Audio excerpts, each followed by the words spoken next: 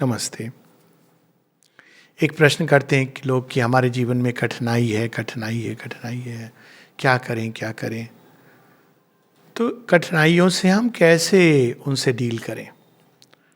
पहली चीज़ है कि कठिनाई का सही मूल्यांकन करें।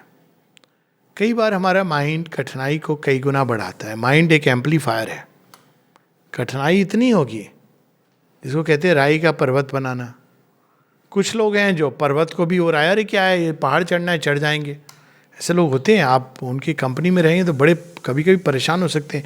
अरे वहाँ चलिए, पास में छोटा सा एक पहाड़ी है, बड़ा सुंदर दृश्य है। मैं एक बार हो चुका है मेरे साथ, चला गया मैं। पहाड़ी नहीं है, पहाड़ है। तो मैंने कहा आप इस पर चढ़ने के लिए मुझे कह रहे हैं, कुछ नहीं है। मैंने कहा आपके लिए कुछ नहीं है, ठीक है। देन आई टुक इट कि ये मेरे स्टेमिना और एंड्योरेंस का एक इम्तहान है, चलो चढ़ो। लेकिन कुछ लोग होते हैं, और बड़ी सुंदर बात है, I learn something very nice कि पहाड़ क्या है, राई का पर्वत बनाना तो सीखा। एक नई कहावत होनी चाहिए, पर्वत का राई बनाना। तो कई बार हमको ये भी देखना चाहिए कि हम परिस्थितियों को कितना, माइंड उसको जज करेक्ट कर रहा है कि नहीं। हर कोरोना घातक नहीं होता है। एक to just take an example, हर झगड़ा करने वाला हस्बैंड या वाइफ ऐसा नहीं कि वो प्यार नहीं करते हैं। Look at life in totality, कि बस एक एस्पेक्ट को हम देख करके जज कर देते हैं। उसके बाद वो व्यक्ति ना जाने किस में कोई ड्रिंक करना शुरू कर देता है। जब जब हमारा माइंड चीज़ों को गलत मूल्यांकन करता है तो गलत निर्णय भी लेता है। तो इस प्रकार से हम कठिनाई को और कॉम्प्लिकेटेड बनाते हैं। फॉर एग्जाम्पल, कॉम्प्लिकेटेड कैसे बनाते हैं? जब कठिनाई आती है तो व्यक्ति कहते अरे भगवान सब बेकार की चीज़ है, लोग विश्वास, मतलब एक होप था आपके पास कि श्रद्धा के द्वारा आप जाते ही, आपने एक प्रमाइज बना ली इंटेलेक्चुअल कि अगर हमने भगवान को पूजा कर दिया, चढ़ावा डाल दिया, रोज हनुमान चालीसा कर दी, तो हमारे जीवन में सब कुछ एकदम स्मूथली जाएगा। Excuse me, life is not like that. क्यों? इसलिए नहीं कि आपके कर्म खराब हैं, इसलिए कि भगवान सीरियसली ले रहे हैं आपको, आपको प्रगति कराना चाहते हैं। ये डिफिकल्टी नहीं है, इसको देखने की दृष्टि बदल लीजिए। इट्स एन अपॉर्चुनिटी, एक चैलेंज है लाइफ ने थ्रो किया है।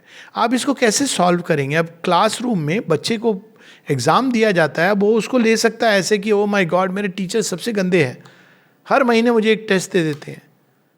पर दूसरे ढंग से ले सकता है कि मेरे टीचर चाहते हैं कि मैं अच्छा करूं।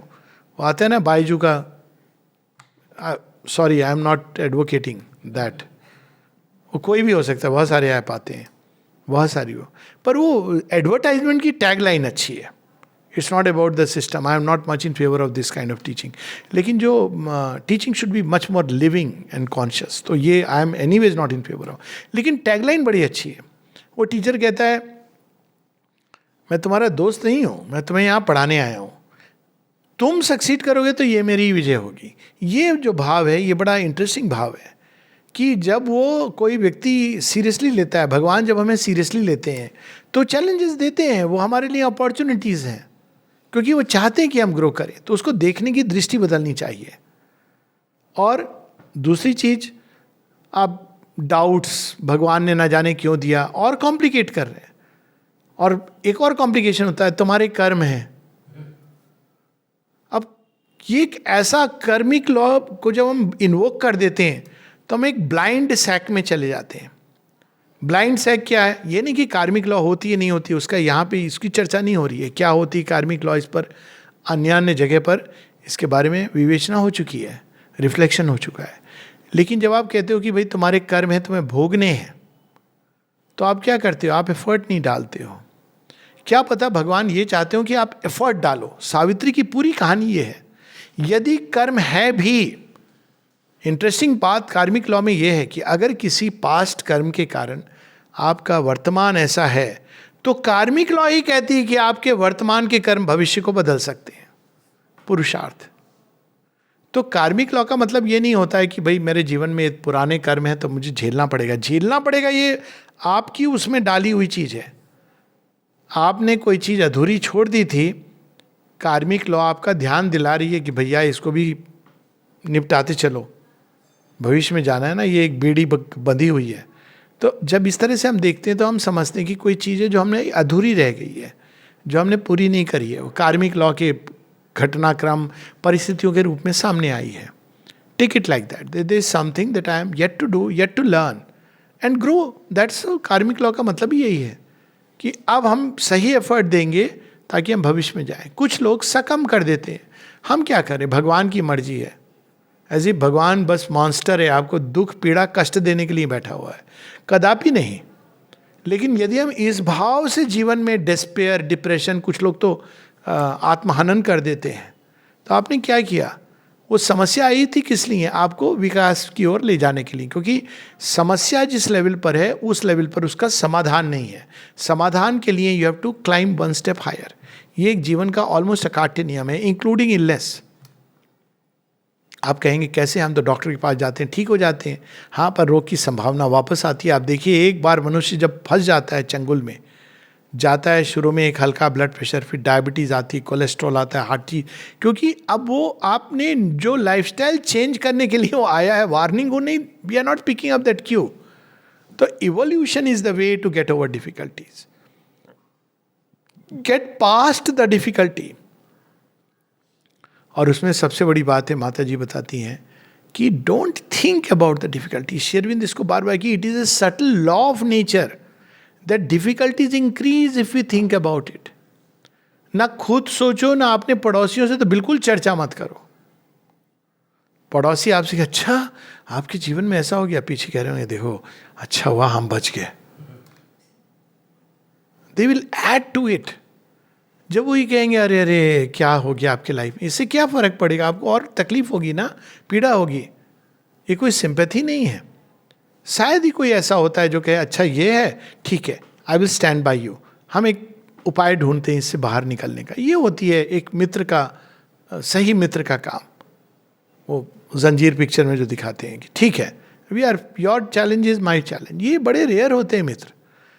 तो ये सबसे शेयर करना कि भाई शेयर करने से दुख हमारा कम हो जाएगा, कई बार बढ़ जाता है. क्योंकि आप कॉन्स्टेंटली, आप देखिए किसी के जीवन में कोई मृत्यु हो जाती है, अकाल मृत्यु पीड़ा की चीज़ है, तो कई बार लोग कैसे दुख संवेदना जताते हैं, जाके क्या हो गया था, अच्छे भले थे, अचानक कैसे चले गए.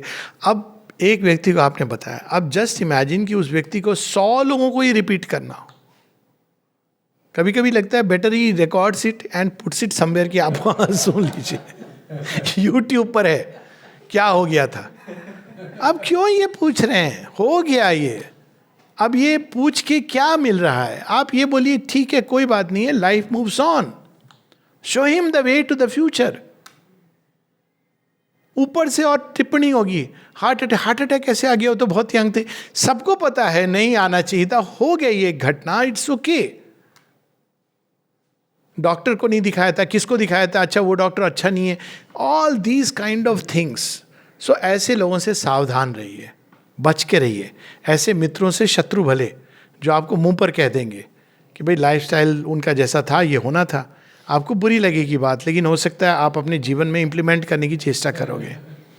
तो we must be very careful कि हम डिफ़िकल्टीज पर जितना ध्यान देंगे, जिस चीज़ पर ध्यान देंगे वो बढ़ेगी.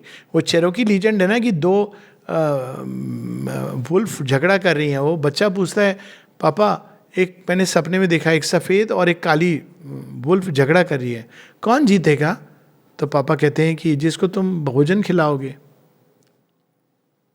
उतादी का एक एक्चुअल ड्रीम है जहाँ वो देखती हैं कि एक बड़ा भयानक काला नाग और एक दूसरी ओर एक एकदम गोल्डन वाइटिश कोबरा, दोनों आपस में लड़ रहे हैं.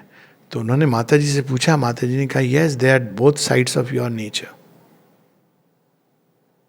तो माँ क्या करूं, लीन ऑन द ग्रेस. दोनों एक ही व्यक्ति के अंदर है, लीन ऑन द ग्रेस. तो आप जब ग्रेस की ओर, let me increase this part in me which is beautiful. अंधकार से लड़ जाओ, अंधेरे में क्या होगा, प्रकाश की बत्ती जलाइए. हम सब लोग होप को जलाओ, कोई नई चीज़, कोई ब्यूटीफुल चीज़ में. लोग इतना वेट डाउन हो जाते हैं डिफ़िकल्टी से कि आगे नहीं बढ़ पाते हैं. Keep moving. कभी कभी ऐसा हो लगेगा कि आपको बांध दिया गया है सब जगह से, प्रिजन में है. शरीर बांधा जा सकता है, मन तो नहीं बांधा जा सकता है. आप मन की उड़ान को ऊपर ले जाइए। मन को भी अगर बांध दिया गया किसी तरह, आपकी स्पीच वाणी को बंद कर दिया गया, आप यहाँ पे भगवान को इन्वोक करते रहिए। तो जब हम ये भाव लेते हैं जीवन में, तब हम देखें कि डिफिकल्टी धीरे धीरे वो मेल्ट हो जाती। ज़्यादातर डिफिकल्टीज हमारे नेचर के किसी भाग से आती है। जब आप आगे बढ़ते जाते हैं तो अपने आप कम होता होता होता होता छूट जाता है। कभी लंबा रास्ता होता है जब कोई बहुत ही बड़ा रेजिस्टेंस है, कभी छोटा होता है। तो लर्न टू एंड्योर। पैसेज है, बड़ी सुंदर पंक्ति है, पैसेज है सावित्री में, उससे हम लोग समाप्त करेंगे। नारद अश्वपति का संवाद है। तो नारद कहते हैं कि कोई परमानेंट सॉल्यूशन तब तक नहीं है जब तक मनुष्य रूपांतरित नहीं हो जाता। प्लेन स्पीक, कोई डॉक्टर, कोई संत महात्मा, कोई ताबीज आपको परमानेंट सॉल्यूशन नहीं दे सकता है, क्योंकि इम्परफेक्शन है।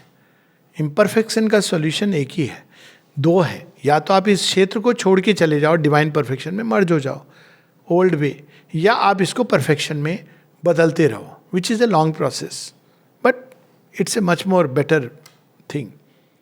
तो तब तक मनुष्य क्या करे? तो नारद कहते हैं, in thy hard passage through a suffering world, lean for thy soul support upon heaven's strength, turn towards high truth, aspire to love and peace, a little bliss is lent to thee from above. भगवान ने रास्ते के लिए थोड़ा सामान इंतजाम किया है कि आप कितनी भी पीड़ा में हो, एकदम जेल में जहाँ फांसी होने वाली है, कोई ना कोई ऐसी चीज़ आप स्मरण करके ही अंदर में कुछ हो सकता है। बड़ी से बड़ी भयानक परिस्थितियों में लिटिल ब्लिस, लिटिल जॉय। पूछा जाता है कि आपकी अंतिम इच्छा क्या है, कल फांसी होने वाली है, तो क्या कहते हैं लोग? कभी कभी कहते हैं मेरा फेवरेट खाना बना दो। It's actually a fact. आपको आश्चर्य होगा, वो थोड़ी सी खुशी, कल तो जाने वाले, अभी मैंने ये खा लिया। फिर या फिर भगत सिंह जैसे, मुझे ये वाली किताब ले आओ, मैंने ये पढ़ी नहीं है, I want to read this book. I think Lenin की किताब वो लेकर के, तो उन्होंने रात को पढ़ी, उनको बड़ा जॉय हुआ कि अरे ये किताब मेरी बची रह गई थी। सो कहीं ना कहीं वो little bliss is lent to thee from above, उसको लीजिए। पर इन दाई हार्ट पैसेज, ये रास्ता सरल नहीं है, जीवन किसी के लिए नहीं है, केवल एक व्यक्ति के लिए नहीं, किसी के लिए नहीं। बाहर से दिखता होगा, लेकिन मुस्कान के पीछे कितने आंसू छिपे हैं कोई नहीं जानता। In thy heart passage through a suffering world, lean for thy soul support on heaven strength. ईश्वर के ऊपर, यही है ना, गीता कहती है, अनित्यम असुखम लोकम भजस्व माम। मेरा भजन कर, भगवान का नाम ले किसी भी रूप में, लेकिन साथ में क्या कर? Aspire, turn towards high truth. कैसी भी तेरी अवस्था हो, तेरा ध्यान होना चाहिए, लक्ष्य, फोकस कभी नहीं हिलना चाहिए। डिफिकल्टीज पर फोकस मत कर, हिप्नोटाइज मत हो जा। फोकस वही होना चाहिए कि ये जो जहाज है वहां मुझे पहुंचना है, इस भूमि पर पहुंचना है। हो सकता है कि एक जीवन में नहीं मिलेगी, कोई बात नहीं, पर लक्ष्य को देखते देखते अगर तू मरा है तो आने वाले समय में वो रास्ता बहुत आसानी से खुलेगा। Turn towards high truth, aspire to love and peace. एक अंतिम घटना के साथ बंद करूंगा कि कैसी कैसी जीवन में हम लोग छोटी छोटी डिफिकल्टी से हिप्नोटाइज हो जाते हैं। कि हाँ, लेडी थी जो घूमती थी आश्रम के चारों तरफ, चक्कर लगाती थी, पगली थी। एक समय में उसने एनाटमी में मतलब डॉक्टरी कर रही थी, और फिर उसने सब छोड़ करके, कुछ हुआ, मानसिक रूप से संतुलन खो गया था, यहाँ आ गई, रहने लगी अकेली, और फिर बिल्कुल विक्षिप्त हो गई। पर कहीं ना कहीं उसकी माता जी के प्रति ओपनिंग थी। तो क्या करती थी वो, बस एक माता जी, उसकी सोल पोजीशन पता नहीं कहाँ से साड़ी वाड़ी कुछ आती थी, पर वही पहने हुए घूमती रहती थी, गोलकुंड या आश्रम के चक्कर लगाती थी, और गोलकुंड के उस तरफ सो जाती थी, और कोई कोई खाना दे देता था, कोई पानी, मतलब somehow she managed her life। और एक दिन मैंने ही देखा उसका अंत कैसे हुआ। तो उसको कुत्ते ने काट लिया था, तो उसको पता नहीं क्या पागल है, तो रेबीज हो गई। अब ये घर किसी को नहीं पता है, उसको जानलेवा मतलब वो रेबीज, यू विल डाई। और एक दिन मैं सड़क पे जा रहा था, मैं देखा इसको, देखा कि अरे ये तो वही लेडी है। तो मैंने जिस अवस्था में देखा वो अद्भुत थी कि ये इसको फिट्स आए हुए थे और कोई पानी देने की चेष्टा कर रहा था, उसको और फिट्स आ रहे थे। तो इमीडिएटली आई अंडरस्टूड कि इसको ये रेबीज है, डॉग बाइट की हिस्ट्री नहीं है, लेकिन ये पक्का जो जैसे वो रिएक्ट कर रही थी। लेकिन इसका पूरा चेहरा इस तरफ मुड़ा हुआ था, यहाँ पे माँ का चित्र था, बस उसको देख रही थी। उसके बाद कालचक्र की ऐसी गति हुई कि ये लेडी जो ना आश्रमाइट थी ना कुछ होता, इसको आश्रम की तरफ से फ्यूनरल दिया गया। घटनाक्रम ऐसे हुआ, which is a big thing. She literally died as an ashram inmate. मैं समझता हूं कि ये बहुत बड़ी घटना है। तो ये क्यों? Turn towards high truth, aspire to love and peace. हर अवस्था में अपने अंदर घृणा का भाव, दुर्भावना, ये सब नहीं लानी चाहिए, हीन भावना। Aspire to love and peace. कितना भी कुछ हो जाए, माँ इस संसार में तेरी जय हो, तेरा प्रेम स्थापित हो, सामंजस्य स्थापित हो, शांति स्थापित हो।